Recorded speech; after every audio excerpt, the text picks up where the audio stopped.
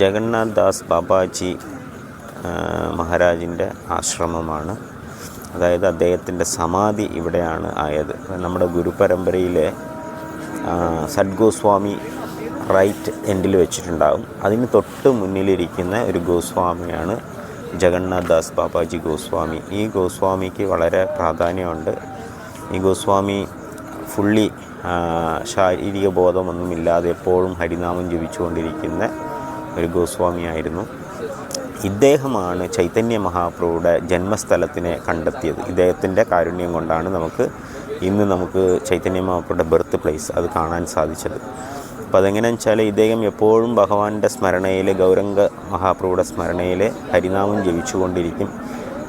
ഇദ്ദേഹം സാധാരണ ജനങ്ങളുടെ ഇടയിൽ ഇരിക്കാറില്ല. കാരണം എല്ലാവരും വന്ന് അനുഗ്രഹം ചോദിച്ച് അദ്ദേഹത്തിൻ്റെ നാമം ജപിക്കാൻ അല്ലെങ്കിൽ ഗൗരംഗ മഹാപ്രഭുവിനെ സ്മരിക്കാനുള്ള ആ തടസ്സങ്ങളുണ്ടാകും എന്ന് പറഞ്ഞിട്ട് ടോയ്ലറ്റൊക്കെ പോകുന്ന വൃത്തികെട്ട ഒരു സ്ഥലം ഉണ്ടാകും.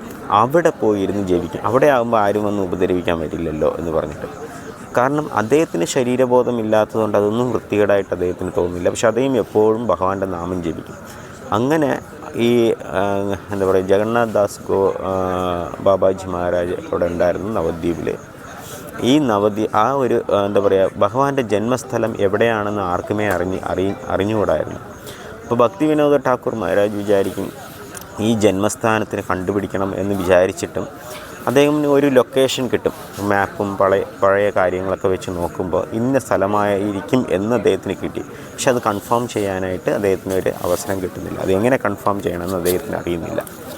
ആ ഒരു സമയത്താണ് പലരും നാട്ടുകാർ പറയുന്നുണ്ട്, ഈ ചൈതന്യ മഹാപ്രഭു ആ ഒരു ജനിച്ച ഒരു പർട്ടിക്കുലർ പ്ലേസിൽ പെട്ടെന്ന് പ്രകാശം വരുന്നുണ്ട്, എന്തൊക്കെയോ ഒരു ശബ്ദങ്ങൾ കേൾക്കുന്നുണ്ട്, സുഗന്ധങ്ങൾ വരുന്നുണ്ട്.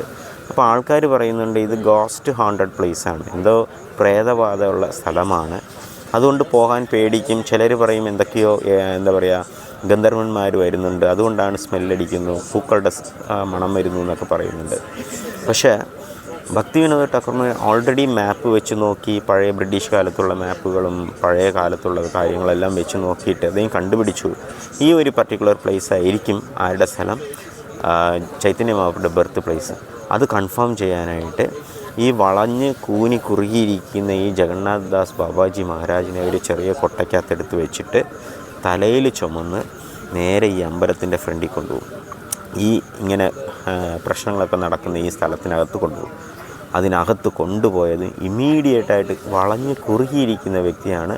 ആ കൊട്ടയ്ക്കകത്തു നിന്ന് എടുത്ത് ചാടിയിട്ട് അദ്ദേഹം ഗൗര ഗൗര ഗൗര ഗൗര ഗൗര എന്ന് പറഞ്ഞിട്ട് ഇങ്ങനെ നൃത്തം വയ്ക്കും. അപ്പം ഭക്തി വിനോദ ഠാക്കൂർ മഹാരാജ് ഭയങ്കര സന്തോഷമായിരിക്കും. കാരണം ഇത്രയും വയസ്സായ ഒരു വ്യക്തി, അതും ഇങ്ങനെ കൂനിക്കുറുകിയിരിക്കുന്ന വ്യക്തിക്ക് ഇങ്ങനെ തുള്ളിച്ചാടാൻ പറ്റില്ല.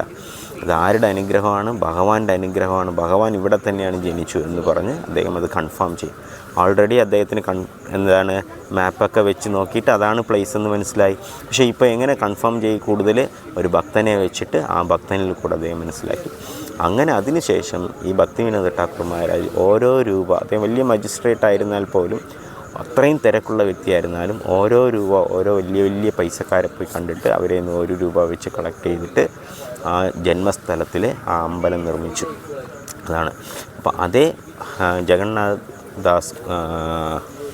ദാസ് ഗോസ്വാമിയുടെ സമാധിയാണ്, അവിടെ അദ്ദേഹത്തിൻ്റെ ശരീരം മുഴുവനും സമാധി വെച്ചിരിക്കുന്ന സ്ഥലമാണ് ആ സ്ഥലം.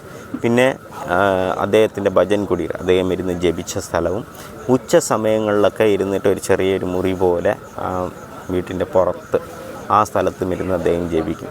ആ ഒരു പർട്ടിക്കുലർ പ്ലേസിൽ ഭക്തന്മാരെല്ലാം പോയി കഴിയുമ്പോൾ അവിടെ ഇരുന്ന് നാമം ജപിക്കുകയൊക്കെ ചെയ്യും. അപ്പോൾ ഇങ്ങനെ ഭഗവാന്റെ പരമഭക്തനായ ജഗന്നാഥ് ദാസ് ഗോസ്വാമിയെപ്പോലെ, അല്ലെങ്കിൽ രൂപ ഗോസ്വാമി, സനാതന ഗോസ്വാമി, ഇവരുടെ ജന്മസ്ഥലം, ഇവരുടെ ഭജൻ കുടീർ, ഇവിടെയൊക്കെ പോയി കഴിഞ്ഞാൽ നമ്മൾ അവിടെ ഇരുന്നൊരു നാമം ജപിക്കുമ്പോൾ അവരുടെ ബ്ലെസ്സിങ്സ് നമുക്കുണ്ടാകും. നമ്മുടെ ആധ്യാത്മികത്തിലെ എല്ലാ തടസ്സങ്ങളും മാറും. അതുകൊണ്ട് ഇന്ന് വലിയൊരു കീർത്തനവും ഇവിടെ പലരും ആ സ്ഥലത്തിൽ പോയിരുന്ന് നാമമൊക്കെ ജപിച്ചിട്ട് വന്നായിരുന്നു. Thank you. ഹരേ കൃഷ്ണ. ഈ കാണുന്ന സ്ഥലം ജഗന്നാഥ് ദാസ് ബാബാജി മഹാരാജിൻ്റെ ഭജൻ കുടിയാണ്.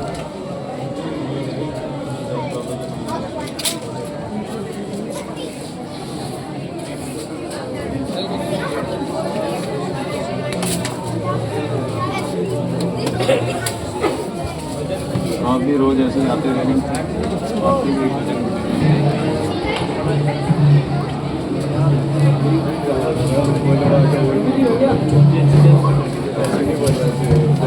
तेरे लिए तो ठीक है, बस दूसरे लिए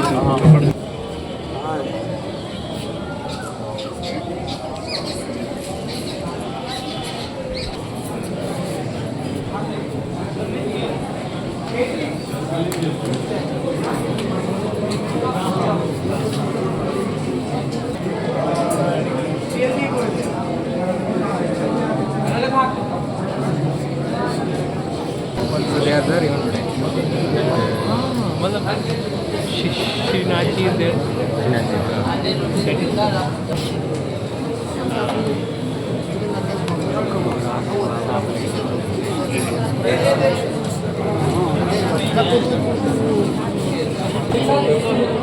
एक साथ होता है वो स्टार्ट नहीं कर जो माला को तो श्री राधा की गाड़ी हो गई ना